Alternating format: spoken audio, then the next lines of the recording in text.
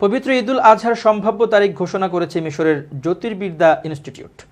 সংস্থাটি বলছে, চলতি হিজরি সন 1445-এর জিলহজ মাস শুরু হওয়ার সম্ভাবনা রয়েছে আগামী 7 জুন। সেই হিসেবে আগামী 16 জুন রোববার ঈদুল আজহা উদযাপিত হতে পারে।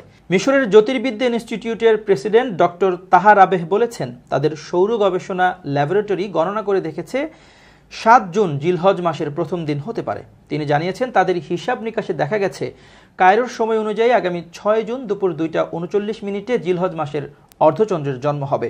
ওই দিন জিলকদ মাসের 29তম দিন থাকবে। ওই দিনই মক্কায় জিলহজের অর্ধচন্দ্রটি সূর্যাস্তের 11 মিনিট এবং কায়রোতে 18 মিনিট পর পর্যন্ত দেখা যাবে। এছাড়া মিশরের অন্যান্য অঞ্চলগুলোতে নতুন এই চাঁদটি সূর্যাস্তের 12 থেকে 20 মিনিট পর্যন্ত দেখা যাবে।